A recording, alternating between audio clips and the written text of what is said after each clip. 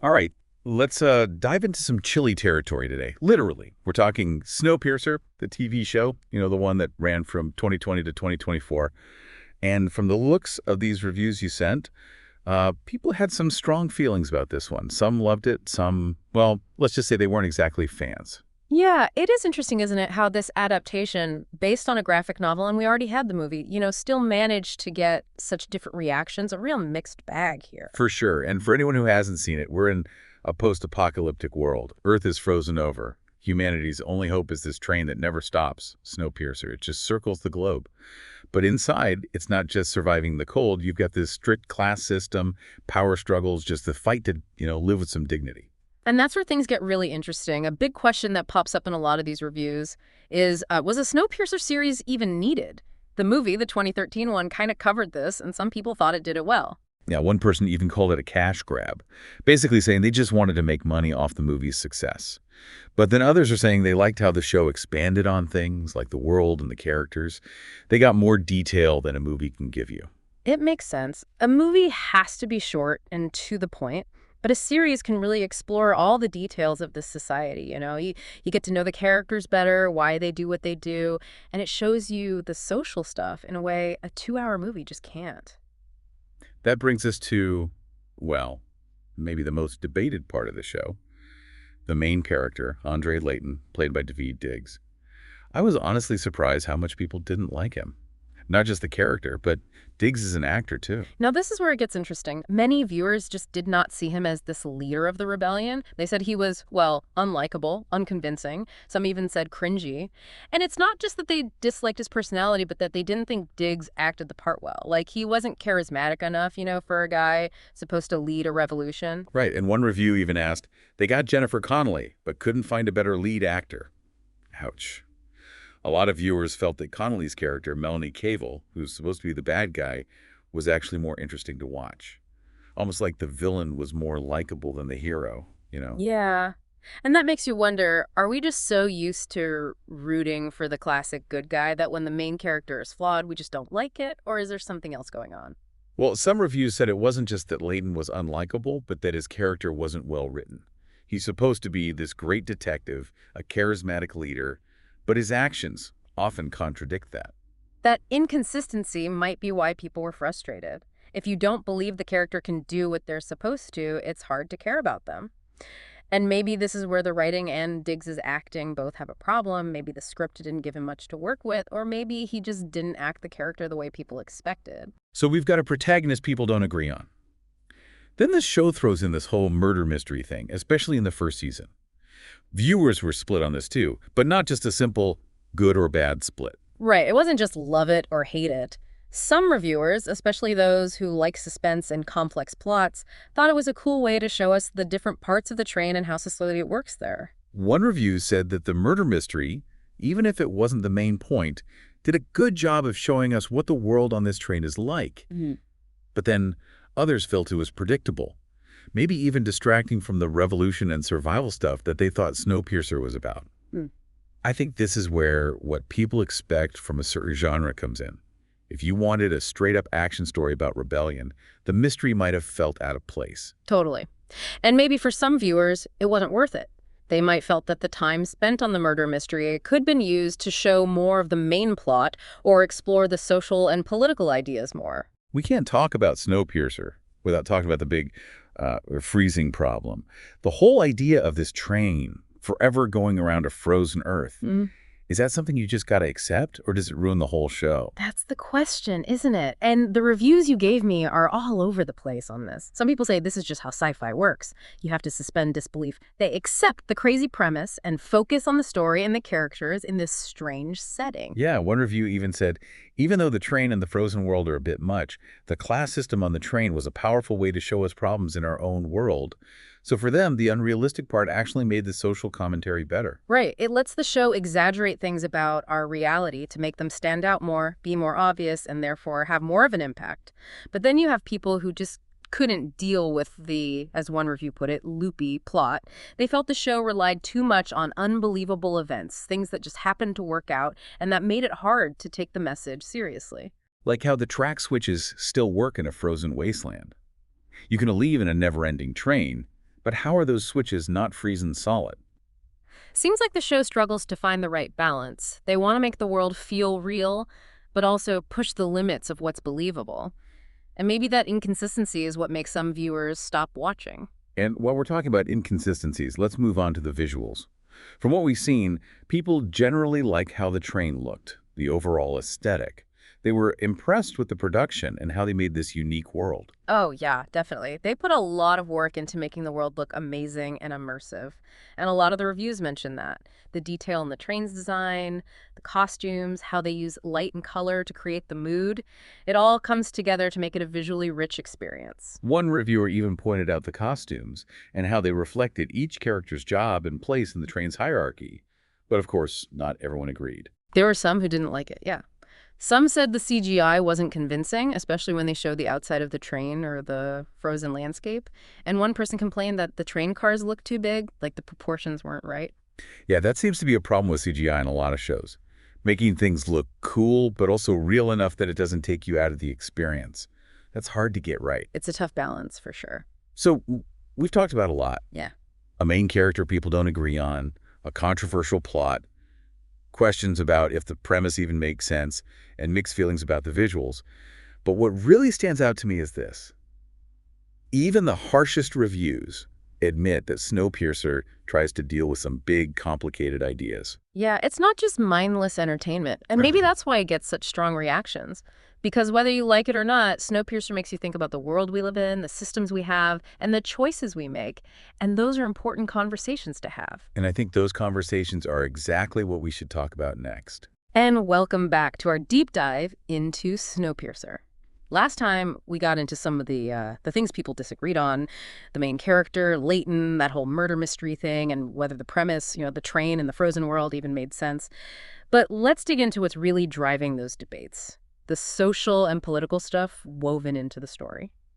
Because really, that's what elevates this show beyond just a sci-fi spectacle. It's like holding up a mirror to us, showing us our anxieties about climate change, inequality, the very systems that run our lives, Exactly. And one theme that keeps popping up in the reviews is this critique of capitalism and class systems. The train itself becomes this, stark visual representation of that. You've got the rich elite living in luxury at the front, while the poor and marginalized are crammed into the tail section. It's like those upstairs-downstairs stories, but sped up and on a train, with the added bonus of, total extinction if it stops.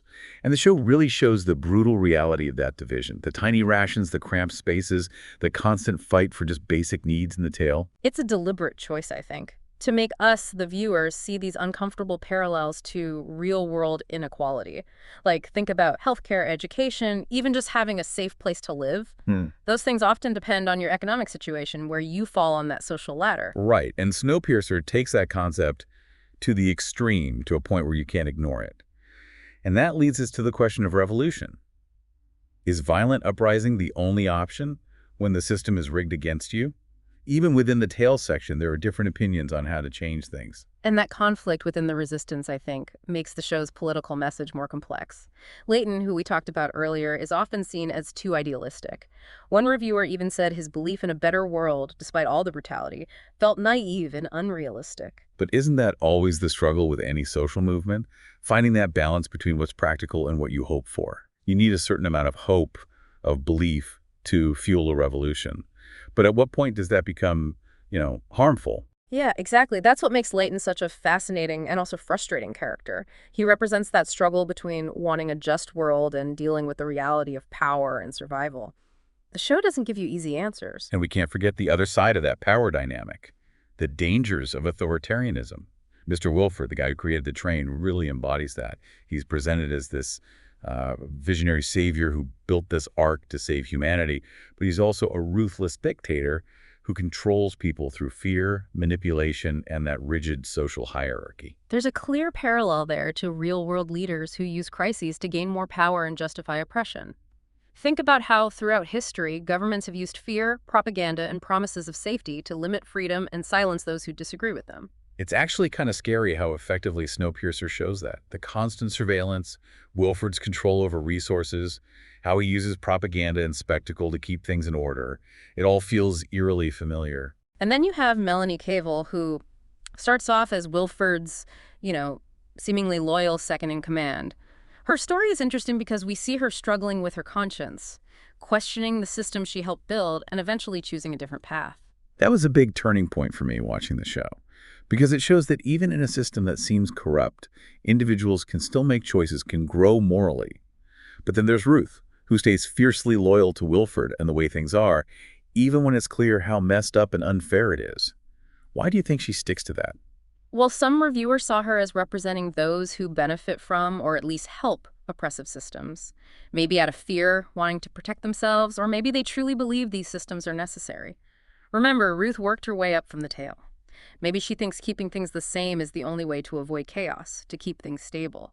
And the show doesn't portray her as purely evil either. It shows the complexity of why she does what she does. Even people who support oppressive systems are often shaped by those very systems. But there's another layer to all of this, and that's the idea of scarcity, how it changes how people act. Absolutely. The limited resources on the train, the constant worry about running out of food, water, even air, that creates a climate of desperation. People have to make tough choices, sometimes going against their own morals to survive. And it's not just about physical stuff, is it? It's about hope, opportunity, having a sense of purpose, living in a world where you don't know what the future holds, where your chances to grow and achieve things are so limited. That takes a toll on you mentally. It's like the train, even with all its technology, is ultimately a cage. It represents humanity being trapped and the psychological pressures that come with that. And that feeling of being confined, of being stuck in a system with few options can lead to, moral decay. We see characters making choices they wouldn't normally make because they're afraid, desperate, or just want some sense of power or control. So we've got all these intertwined themes. The critique of capitalism, the dangers of authoritarianism, the fight for equality when resources are scarce, and the moral dilemmas that come up when survival is at stake. It's a lot to process. What do you think this show is ultimately trying to say about humanity's future? Is it a warning, a cautionary tale about where we're headed? Or is there some hope hidden beneath the ice and steel? That's the big question, isn't it? And I think what's so brilliant and maybe frustrating about Snowpiercer is that it doesn't give easy answers. So it's not about just pointing fingers at the bad guys, the corrupt systems, or the people who make bad choices. Right? Instead, it's like a reflection of our world, showing us the complex nature of humans, the power structures we create, and the potential for good and evil inside us all. And it makes us face uncomfortable truths about ourselves and the choices we make. Like the train itself is a metaphor for our planet, right? Moving towards an uncertain future, resources running out, and all of us packed inside, trying to figure out how to live together and create a world that works for everyone. And maybe that's where the hope is. Because even in this bleak, confined world, we see acts of kindness, selflessness, people working together for something better, even risking their lives for it. And maybe that's Snowpiercer's message. That even with huge challenges, the human spirit, our capacity for empathy and compassion, can still win out. That's something I'll definitely be thinking about as we go into the last part of our deep dive. So we're back for the final part of our Snowpiercer deep dive. We've looked at what people didn't like, we've talked about the social and political stuff, and now I want to know what you think about the show's impact. Overall, did it leave people with a sense of hope, or were they bummed out? Did it actually change anyone's mind about anything? Well, one thing that's clear from these reviews is just how much the show affected people. It really got to them. It wasn't just something to watch, It stuck with people, made them debate, and really think about some things. It's almost like it was a test for our anxieties about the future, like how we see ourselves in it. Yeah, exactly. Some viewers saw it as this powerful story about the injustices in the world, a warning sign about where we're headed if we don't deal with climate change and inequality. They were really moved by how the show depicted oppression and the fight for a better world. But then some people thought the show was a bit too obvious with its message, like it was preaching instead of telling a story. It's that balance between art and activism, right? Like, when does the story become a lecture? Right. But even those who weren't totally sold on how the show did it still said it made them think about the big problems humanity is facing. And some of those discussions got pretty intense, didn't they? One review I remember basically said the show made them realize how messing with one problem can lead to even bigger disasters. They even compared it to the whole climate engineering debate, saying something like, well, they tried to fight fake global warming and caused a real ice age. Hopefully we won't be dumb enough to try and mess with global temperatures. Kind of makes you think, right? Like, even with good intentions, things can go wrong. It shows that a lot of us are feeling uneasy about the future. We're realizing that we're playing with things we don't fully understand, and it could have terrible consequences. And Snowpiercer, I think, is exploring that anxiety. And of course, there's the big question of survival. What does it even mean to survive when everything's gone to hell? On Snowpiercer, it's this constant back and forth. You want order, but you got to fight for change. You got to look out for yourself, but you also got to think about everyone else. Yeah, and it makes you think about your own life, too. How far would you go to survive? Would you compromise? What lines wouldn't you cross?